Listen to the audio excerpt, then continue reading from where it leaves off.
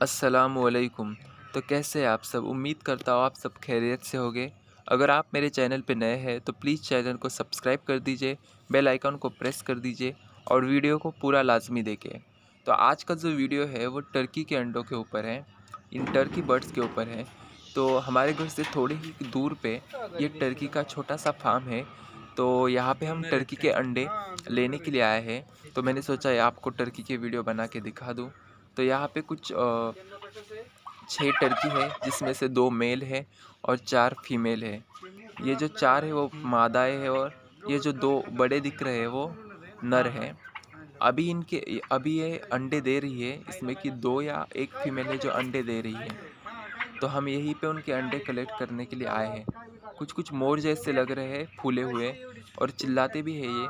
और ज़्यादातर ये इन्हें केज में ही रखते हैं। अगर हम इन्हें बाहर छोड़ेंगे तो ये कहीं पे भी अंडा दे देंगे। ये कहीं कहीं हैच भी करते हैं और कुछ कुछ हैच भी नहीं करते, इसलिए हम ज़्यादातर इनक्यूबेटर के नीचे इनके अंडों से बच्चे निकालते हैं। तो ये उनके अंडे हैं। 7 अंडे हैं इस भाई के पास, लेकिन हम 6 ही अंडे लेके जाएंगे, क्योंकि ये एक जो अंडा है ये थोड़ा सा फूटा हुआ है, इसलिए ये अंडा हम इन्हें वापस कर देंगे। कुछ कुछ ये अंडे मोर के अंडों जैसे ही लग रहे हैं। मोर के अंडे हमने जैसे मुर्गी के नीचे बिठाए थे, उसी तरह से ये अंडे भी हम मुर्गी के नीचे बिठाने की कोशिश करेंगे। तो हमने वो भाई से वो अंडे परचेस कर लिए हैं, और अभी ये मुर्गी है जिसके नीचे हम अंडे वो हैचिंग के रखने वाले हैं। ये मुर्गी बहुत ही दिनों से कुड़ूक है, और उसने ये एक अंडा मुर्गी का लेके रखा था, जिससे मैंने बाहर निकाल लिया है। फ़िलहाल तो अब मैं इसके नीचे अभी अंडे वैसे ही रख दे रहा हूँ। थोड़ी देर के बाद जाने के बाद थोड़ा सा सूखा घास मैं इकट्ठा कर लूँगा, और वो इकट्ठा किया हुआ सूखा घास लाके इसके नीचे एक अच्छा सा नेस्ट तैयार करूँगा, जिसके ऊपर हम ये अंडे रखेंगे। तो अभी फ़िलहाल ये अंडे धीरे धीरे से उसके नीचे रख देते हैं। कुछ कुछ बॉयलर जैसा शेप है इनका, लेकिन आप इन्हें ध्यान से देखेंगे तो इनके ऊपर रेड कलर के छोटे छोटे स्पॉट हैं, आप देख सकते हैं। मैं आपको एक अंडा इसमें से दिखा देता हूँ। ये देखिए, इस पे छोटे छोटे स्पॉट्स हैं अंडों के ऊपर, और बॉयलर जैसे ही दिख रहे हैं। मैंने आर्टिकल में पढ़ा था कि ये 28 दिनों के अंदर बच्चे निकल जाते हैं, तो हम भी कोशिश करेंगे कि 28 दिनों में इसके भी बच्चे निकल जाएं।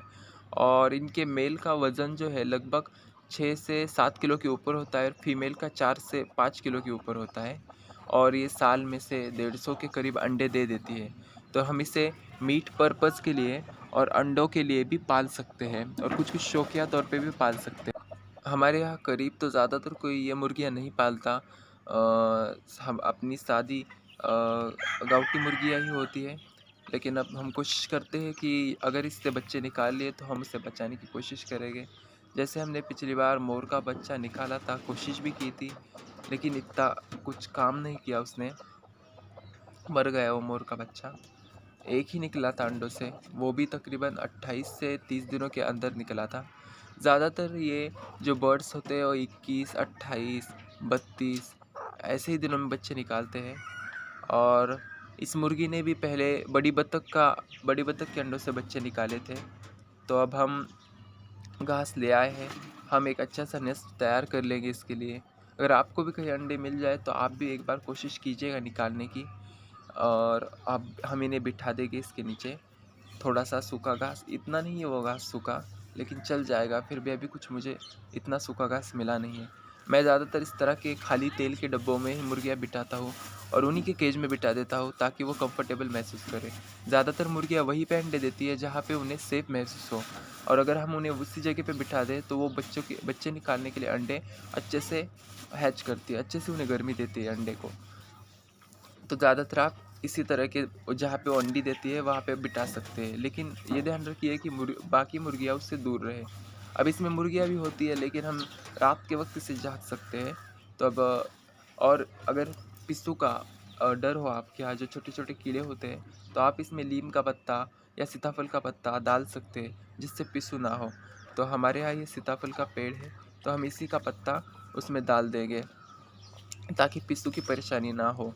नीम का पत्ता भी डाल सकते हैं, लेकिन अब नीम का पत्ता यहाँ पे नहीं है, दूर जाना पड़ेगा, इसलिए हमें सीताफल का पत्ता ही डाल देते हैं। तो मुझे शौकिया तौर पे इसकी बड़ी पेड़ लानी थी, लेकिन उस बड़ी जोड़ की कीमत वो बहुत ही ज़्यादा बोल रहा था, इसलिए मैंने सोचा कि मैं अंडे ही ले आऊँ और उन्हें बिठा कर देख लूँ, अगर बच्चे निकल जाए तो ठीक ही है। और यहाँ पे ज़्यादा कोई पालता नहीं है, इस वजह से हम यहाँ दूसरी तरफ से परचेस नहीं कर सकते, बाहर से ही मंगाने पड़ते हैं ज़्यादातर ये। और इस मुर्गी ने वैसे भी गिनी फाउल के भी बच्चे निकाले थे, तो शायद ये इसके भी बच्चे अंडों को अच्छे से हैच करने करने की कोशिश करे। अगर फर्टिलिटी होगी इनमें तो ये बच्चे निकल जाएंगे। वैसे भी इसमें से 4 अंडों की फर्टिलिटी रेट ज़्यादा है, 2 की कम है, क्योंकि 2 अंडे हफ्ता से ऊपर हो गए हैं। 4 अंडे जो है वो हफ्ते के अंदर है, तो निकल जाए तो ठीक ही है। तो चलिए हम इसे बिठा देते हैं अच्छे से। अब इस ईंट का टुकड़ा भी रख दिया ताकि अंडे बाहर ना आए। देखते हैं अब 28 दिनों के बाद और इसका वीडियो बनाऊंगा अगर बच्चे निकाल लिए इसने तो। अगर आपको कुछ मालूमात हो तो प्लीज़ आप मुझे कमेंट में बताइए। तो हमने ये मुर्गी के लिए अंडे रख दिए और ये मुर्गी को बिठा दिया है हमने। तो हमने उसके कुछ दिनों के बाद, मतलब 10 दिनों के बाद अंडों का कैंडलिंग करने का सोचा, और ये वीडियो 10 दिनों के बाद की है। अब इस मुर्गी को हमने खाने के लिए छोड़ दिया है और अब चलते हैं इसके एग्स की कैंडलिंग करेंगे हम, ताकि हमें पता चले कि इन अंडों में बच्चे वाकई तैयार हो रहे हैं या नहीं।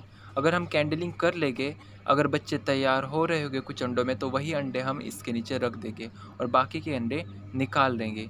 तो अब कैंडलिंग करने के लिए हमें एक अंधेरी जगह चाहिए जहाँ पे हम इस टॉर्च के ज़रिए इन अंडों की कैंडलिंग कर सके। तो आपको इस तरह से इसकी खाली जगह जहाँ पे एयर गैप होता है वहाँ पे इस तरह से टॉर्च को रखना है अंधेरे में और देखना है। ये यहाँ पे रखेंगे आप तो इसके अंदर अगर कुछ होगा तो दिख जाएगा। फ़िलहाल ये तो खाली है अंडा, इसमें कुछ तैयार नहीं हुआ, ये अनफर्टाइल अंडा है।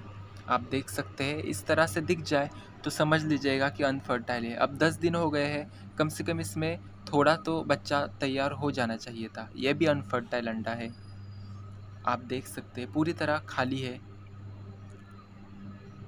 इस तरह से अगर आपको मुर्गियों के अंडे में भी दिख जाए 8 दिनों के बाद, 9 दिनों के बाद, या फिर बड़ी बतख, राजहंस के अंडों में भी दिख जाए, तो आप समझ लीजिएगा कि वो अंडे ख़राब है या फिर अनफर्टाइल है, उसमें बच्चे तैयार नहीं होने वाले।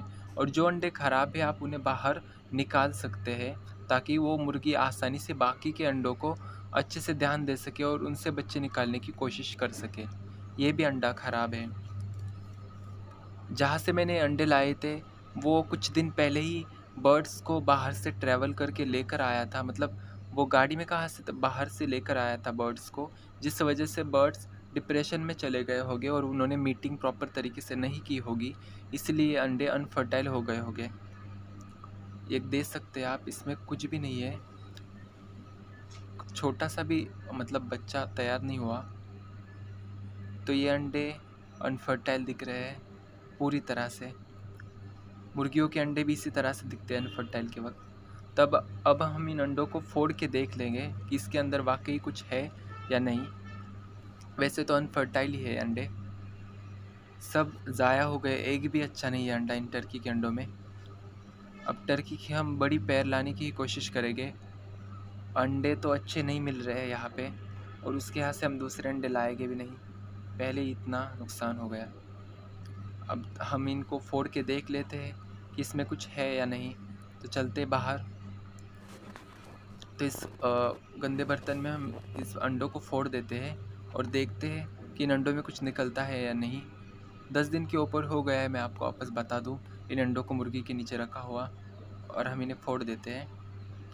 आप देख सकते हैं ये थोड़ा इसका जो छिलका है वो मुर्गी से स्ट्रॉन्ग है थोड़ा, इस वजह से फूटने में तकलीफ़ दे रहा है। ये एक देख सकते हैं आप, ये अंडा गंदा है पूरी तरह से, इसमें इसमें एक भी खून का डॉट डॉट नहीं है, इसका मतलब इस अंडे में बच्चा तैयार ही नहीं हुआ था। अगर इसमें बच्चा शुरुआती दिनों में भी तैयार हो जाए तो उसमें 1 या 2 फिर खून के डॉट्स हो जाते हैं। जिस तरह मकड़ी जाला बनाती है उसी तरह से खून की जाली हमें दिख जाती है। एक वीडियो में सेपरेट कैंडलिंग के ऊपर बनाऊंगा, जिससे आपको प्रॉपर आइडिया आ जाएगा कि फर्टाइल अंडे कैसे होते हैं और अनफर्टाइल अंडे कैसे होते हैं। तो ये भी ख़राब है अंडे पूरी तरह से, ये फूटने में बहुत तकलीफ़ दे रहे हैं कर, लगभग सारे ही ख़राब है, एक भी अंडे में बच्चा नहीं दिख रहा हमें। तो अब हम मुर्गी को नहीं बिठा के रखेंगे, हम उसे छोड़ देंगे ताकि वो वापस से अंडों पे आ जाए। अगर ये अंडे हम इसी तरह से उसके नीचे रख देते 28 या 30 दिनों के लिए, तो उस मुर्गी की एनर्जी भी खामखा ज़ाया हो जाती और हमारा भी वक्त हम इसके इंतज़ार में लगे रहते कि ये बच्चे कब निकल जाए, लेकिन ये बच्चे तो निकलने वाले ही नहीं थे। कुछ दिनों के बाद ये और गंदी बदबू मारने लगते क्योंकि ये ख़राब थे पहले से ही, और ख़राब हो जाते जैसे-जैसे दिन बीतते जाते, ये और गंदे हो जाते। कुछ-कुछ वक़्त वो ज़्यादा गंदे हो जाने के बाद थोड़ा अगर हम उन्हें हिला दें तो भी अपने आप फूट जाते हैं वो। तो ज़्यादातर ऐसा अनफर्टाइल अंडों के साथ ही होता है। सारे अंडे अनफर्टाइल हो गए क्योंकि अगर उन्होंने प्रॉपर तरह से मीटिंग की होती तो एक तो अंडा ऐसा होता जिससे हमें कोई चूज़ा या चूज़े के कुछ तैयार होने के असरात मिल जाते।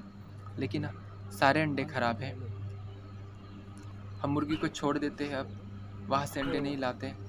एक कोई बड़ी पैर ही देख लेते हैं हम। आप गीज़ के अंडों के बारे में भी इसी तरह से कैंडलिंग कर सकते हैं। तो भी ये हम बाहर रख देंगे दूसरी तरफ। कोई बात नहीं, अगली बार हम वापस कोशिश करेंगे। अगर आपको वीडियो पसंद आया हो तो प्लीज़ वीडियो को लाइक कर दीजिए और मिलते हैं हम अगली वीडियो में।